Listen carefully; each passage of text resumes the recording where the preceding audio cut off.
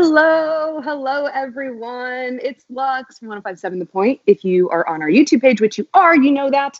I am in my living room, and honestly, as I have always dreamt about interviewing Brandon Boyd from Incubus, I never dreamed that our interview setting would be our homes. Welcome, Brandon. Thank you so much. Welcome to my living room and yours. Yeah, we're really letting people in here. Well, Right. Obviously, you're at home because of self-isolation and then the quarantine and stay-at-home directives. What has that been like for you? Interesting. You know, all told, it's actually been a pretty wonderful experience in that I kind of hang up on myself most of the time anyway. Art is a very sort of insular process for me. And so it's been brought to my attention that I behave a little bit like a monk on the hill. Like, people don't see me for long periods of time, and then I sort of come down. I'm like, look what I've made. Do you like it? You know, that's kind of the vibe. The thing that's made it so weird is I usually do like go out for dinner, or I go down to Venice to see friends of mine, and you can leave your house, you can go for a walk, but there's nobody around, and it's eerie. And just even saying that, like, yeah, we've all been in self-isolation, and even these catchphrases that have become so normal to us so quickly, like, they're really weird. It's odd. It feels like we're trapped in a Twilight Zone episode, you know? Absolutely. I have not yet. I've been in isolation here for 3 weeks, and I have yet to go to the grocery store. Have you been out to restock or anything, or have you just been home now for about a month or so?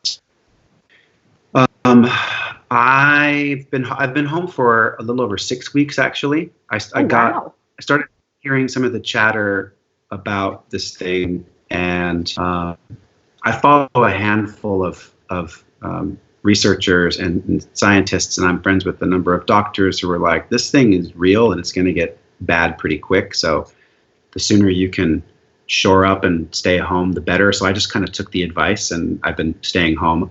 The only reason that I've left are to go to the market and get food. And it's weird. Like, I live in Los Angeles, and, we have like the Whole Foods and these nice markets and stuff. And you go in there and it looks like a giant bodega. There's like dust. There's like one pack of microwave popcorn, and then dust for like 300 feet, and then one toilet paper roll, which actually is kind of remarkable considering that nobody has toilet paper. I was gonna say, you found one roll. Like, are we gonna have to one roll? Right, and it's made of bamboo, so I left it there. I've just been using leaves from the canyon. That's amazing. I've seen the actual. I think there's going to be a spike in the bidet market after this. Yeah, it's a real thing. So how about you? How have you been holding it? Oh, you know what? I'm great. I just got done broadcasting live from my living room, which is fun. I'm still staying on the radio, trying my very best. Searching through social media most of the time during the day, trying to keep connected to people and artists and stuff. And I loved a couple of things that you have shared recently. One being a giant stack of books. This is the perfect time to bed down with a book. And the other thing I love so much is that you have your very own YouTube channel, since we are here. And you have been working on a little series, Perks of Captivity.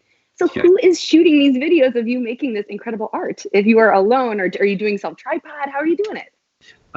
It's actually my girlfriend, Sarah. I've been hunkered down with her here, and she is she's discovering this talent. That's been the cool thing. It's, there's like, everybody has kind of latent potential in them, and latent talents and things that they didn't have time to really indulge before. And she'd made some cool little videos before, but mostly like with her phone and iMovie and stuff. So I have a couple of nice cameras here. So she's like, can I just play while you're painting? And she started playing, and she's getting really good at it really fast. So it's kind of fun. She's exceptional at it. Please tell her. I watched it, and I thought to myself, first of all, I'm so glad that artists are taking the time to create. I think we're really going to have a renaissance and rebirth of all sorts of new stuff, music, art going around. But I was like, does he have a professional producer in the house? Like, what is he doing? Like, there's a shot from above, and and it was like clear where both your hands are on the thing. I'm like, Does he have a tripod on his ceiling? How is he doing this? I mean, I'm using a ring light, but you got talent. You got talent there with you. Does he have a drone? I should get a drone. And like I'm imagining you droning it up above you, whirring, and you're like, painting and such. Well, a week from today, you've got a record coming out. You guys have been making music for over 20 years. We just saw you at the Peabody Opera House for an incredible Make Yourself 20-year tour. Absolutely beautiful. But as you've made records over the last decade, 2 decades, you've never come to this crossing where the week before your record comes out, everybody's at home. It's harder to promote. You're in a very weird environment for what is a very normal process for artists. You put out something, you go on tour. Tell me how this is all feeling for you and for the band. It's a really good question. And yes, the circumstances are highly unusual, but it almost feels as if every time we put a record out, something goes horribly wrong in the world. And it hasn't been every single time, but it's starting to feel a little bit personal. So the Incubus curse, I hadn't heard. Yeah, when we finished writing our album Morning View, and we went to New York City went to New York City to go to the Video Music Awards because we'd been nominated for our song Drive way back in the day, and our album Morning View was going to be coming out, and we were finishing a music video, and we were going to be starting a tour like 4 days after the Video Music Awards, and that was like September 9th, 2001, and so we're in New York. Album's coming out September 11th, 2001, and the whole world changed in the blink of an eye. And, it's kind of makes going on tour and hey, listen to my record, these crazy, life-changing, culture-changing events sometimes have a tendency to make putting out music and promoting music seem a trifle insignificant, I can hear that.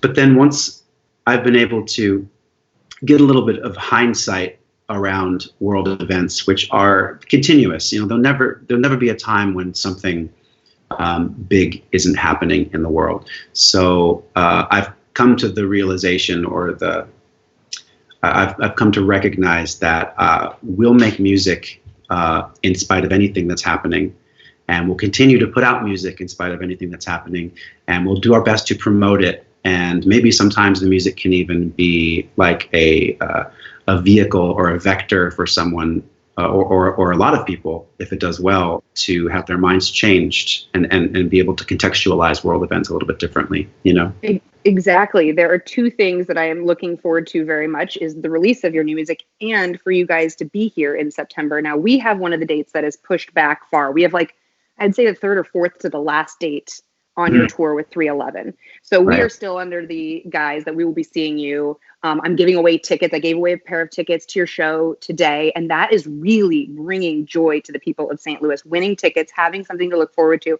And I know that you are a big fan of meditation, and I am too, but I've been visualizing myself out at the concert, sitting down. I'm in the heat. I got the beer. I got my friends. I'm jamming. I feel like it really, really will help. So I think you're really right about that.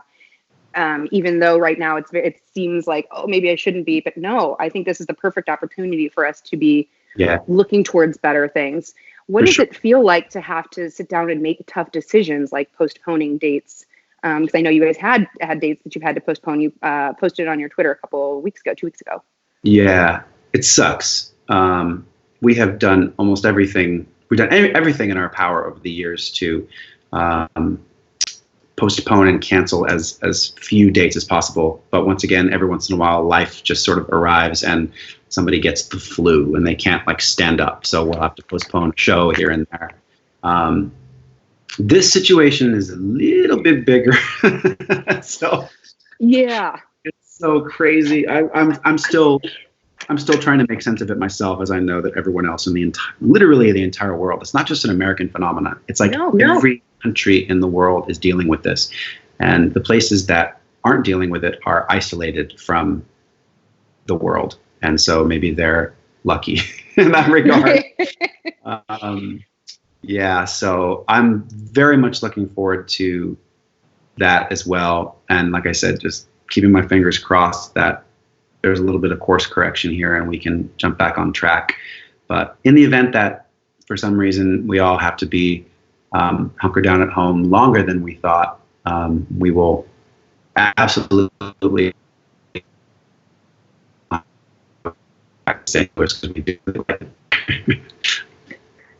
Well, it seems to me that with the shows coming up and postponing, I get a lot of questions like, oh, do you think they're really going to come back? Do you think they're really going to come back? And I think, I'm not an artist, I'm not a musician, I'm not a tour manager or roadie, but I think I can safely say that for the livelihoods of not just the band, but the people that work for you, your tour managers, your roadies, your crew, your production, you want to make sure these shows happen so that everybody continues their livelihood. So there's definitely, I feel like people don't need to be as worried about will it happen. It's just when more so than if.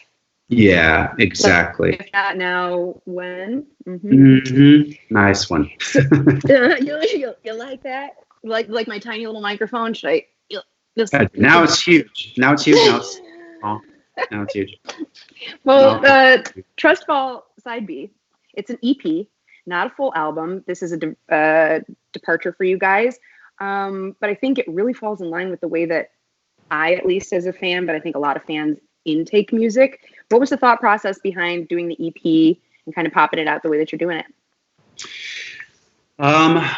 Well, part of it was that it was us, recognizing the way that people consume music is changing and will always be changing. And so part of it for us is the willingness to adapt and kind of meet music listeners where they are, as opposed to trying to continually force sort of one modality down their throats forever. I have a preference as far as how I consume music. My preference is to, like, when I love a band, I like to buy the album and sit with the album and have like that whole experience. But I even find myself leaning more towards this new modality of music consumption, in that that's how I find out if I like a band. Like, I'll buy their single. Yeah. The single, I'll go and like scan through a couple more things. And so in a lot of ways, for the music listener, it gives the music listener more power to really make an educated decision, But this Trustfall Side B EP really is sort of like the completion of a thought that we started in 2014. I think we put out Trustfall Side A. And so with Trustfall Side... Has it really been that long? My brain just exploded. I know. It's crazy. So anyway, with this record coming out next week, this EP, it's the completion of that thought. So this really is now a full album. It's like Trustfall is now an album that has a side A and a side B. So it's a little bit of both worlds, in all honesty. Kind of, yeah. And we always planned on finishing that thought. We just put them together, listen to them all the way through if you want. Yeah, and I actually haven't done that, so I'm curious to see how that's going to work, because side A is like vastly different than side B. I'm nodding, but only because I know the single, only because we're playing Our Love, and I can take that and juxtapose it against side A, but I cannot wait to hear the rest. Some lucky fans of yours are going to get to do this early. You guys have this great contest, and it's not just a contest for fun, but it's also to benefit the two great foundations, the Make Yourself Foundation and No Kid Hungry. Can you talk about this cool early listening experience? Yeah. So people can go to the makeyourselffoundation.org, which is our nonprofit that we started in 2003. And we work with other nonprofits sort of side by side, like with this one with No Kid Hungry. And No Kid Hungry is a charity that provides meals to underserved youth, like kids who right now don't have regular meals because they're not in school. A lot of kids, like, it's crazy how many, like literally millions of kids get their food from going to school, public school, and schools are closed, so they're food insecure, and it's really kind of a scary thing. So when people participate in this thing, they are going to be putting food on kids' plates, which is like the coolest thing in the world. And our way of kind of sweetening the deal is like, hey, we'll invite you into our private little chat room and you can listen to the record a day early. Which is so cool. That's a very 2020 AC, dare I say it, after Corona way of getting people involved to benefit something great, and at the same time create a very intimate experience for some fans, which you guys have done hand over foot. The Incubus HQ, the videos you guys have done there. I mean, you've really, over your career, been a band that connects with their fans, and there's a real tie there. So I think that's very cool. Well, I did have some fans submit some questions, and they might be there. So I thought I'd ask you a couple of these. One was, are you cooking or do you prefer curbside since you're in quarantine? I've been cooking. Yeah. I had planned on cooking more for about 15 or 20 years. And somehow that never really manifested because of Postmates and delicious local restaurants and things like that.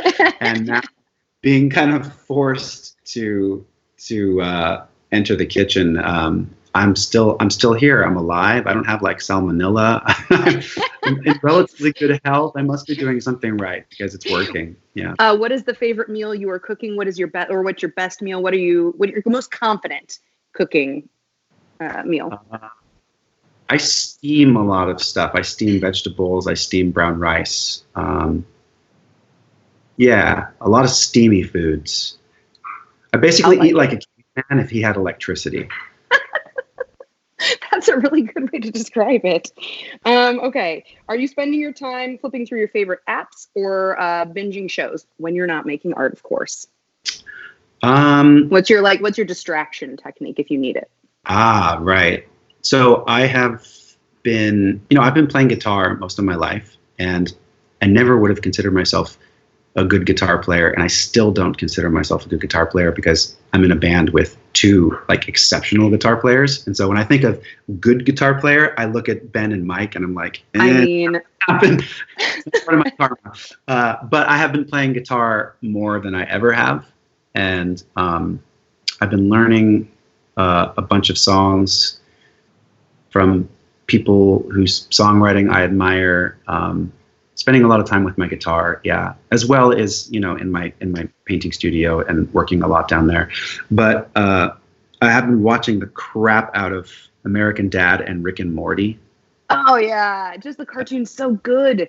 We're in like a golden age of cartoons. It's amazing. Do you Bob's Burgers? I have, yeah, more recently actually. Yeah, I'm a little bit slower to it, but quite a few trusted friends of mine have been basically forcing me to watch it, and I have been enjoying it. Well, Rick and Morty is the one that I started that last week, so I'm only a couple episodes in, but I really love it. It was once I finished Bob's Burgers, I could start that. So yeah, it just gets better. Like it just continues to evolve, and Rick Sanchez has become one of my favorite cartoon characters of all time, right alongside Roger Smith, the alien from American Dad. I want to see the two of them in some kind of like epic. Yes. Oh, I love crossover episodes. I wish they would. All right. Is there anything, I mean, I would love to talk to you about like home workouts and yoga and meditation and some alternate ways that you have found to kind of get out of your head while being stuck in your home, because sure. I know that has been something you have been studying for your lifetime. Is there any advice you can give to people who are new to that? I get hit up every day. Is there a meditation app? Is there a yoga video? And I'm just curious what you're using. So I've been practicing one form of meditation or another, really since I was like a young teenager. And so I tried lots of things. I tried meditation tapes. I tried working with different teachers, and them were bad, I have to say. And this is going out to anyone that's interested in learning meditation. But the thing that honestly stuck the most was when I learned a technique called TM, or Transcendental Meditation. And the Make Yourself Foundation, the band's nonprofit that we were talking about, we did a grant to the David Lynch Foundation. And you know who David Lynch is? Yes. Yeah. And so the Lynch Foundation teaches the TM technique to inner city school kids and returning veterans from war to inmates who are incarcerated, a lot of people who are kind of disenfranchised, disadvantaged, not in the best places in their lives, and they've seen remarkable results with such a simple technique. So like with the inmates in prisons, like it has proven to reduce recidivism by like remarkable numbers with kids in really crazy areas that are not great for them, not great environments for them. Kids are coming to school and doing the technique when they get to school and right before they leave, and the kids are not dropping out of school. And they're great, better. It's amazing. So anyway, I digress. We did this grant to the David Lynch Foundation, and as a thank you, they taught me the technique. It was about 7 or 8 years ago.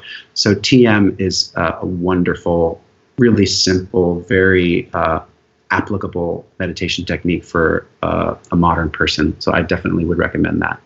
I'm smiling because you're the third person to say that exact thing about TM, to be honest. I don't know if you're a fan of Nikki Glaser, the comedian. She is a famous St. Louisan, and she literally says it has changed her life. And on her, on her podcast and her Sirius XM show, I get to hear her talk about it. I'm like, oh, this is so great. So to hear another person echo that. It's pretty amazing. People being at home right now. I mean, for some of us, I'm here with my 3 dogs. I'm pretty, I'm in a very blessed situation where I'm happy here, but I know there are people who might have been stressed in their situations in the first place, and now that's compounded by being stuck there. And I think, and they can get information on TM on your foundation's website. They may be able to, if they could just look up. If not, I'll look it up and post it for everybody. Yeah, they do wonderful work, and I'm happy to share that information because this is such an interesting moment. You're absolutely right in pointing out that this situation has definitely made, arguably millions of people's lives who were already kind of stretched a little thin, even more stressful and scary. And if there's anything that people take away from this opportunity, it's hopefully that they create some new practices in their life, whatever those practices are, that have a little bit more. There's a term that is a little bit trendy right now, but it's actually highly applicable now. The term is called anti-fragility. Are you familiar with the term? Mm-hmm. So there's so many of the things in our systems and the way that we live in the modern world that are inherently fragile. So with the slightest bit of stress, like they just kind of knock over and they crumble. So this is an amazing opportunity for people who are stuck at home to really start looking at the things in their life that really are fragile, and maybe they can come up with new strategies to help create more anti-fragility in their life. And I really think that could be a wonderful takeaway from this experience.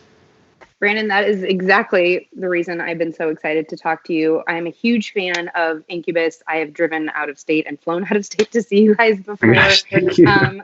But I'm also just a fan as who you are as a human and what you've been giving back to this world in all sorts of different ways, whether it be the earth itself, to everybody's mental health, to foundations. And I think just having you on to chat with people, get them excited about the new album, new EP coming out in a week, and seeing you in September is really going to help people in St. Louis and anyone who's listening and watching all over the world. I guess YouTube is worldwide. Scary. I'm used to talking to just my St. Louis friends.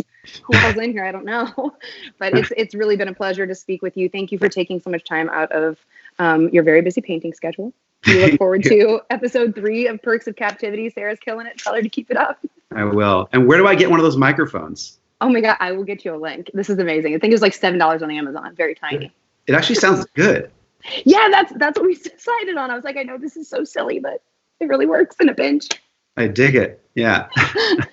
Thank you too. I appreciate your time. Thank you. Thanks. We'll see you soon, September 1st. Okay. Bye. Bye, everyone.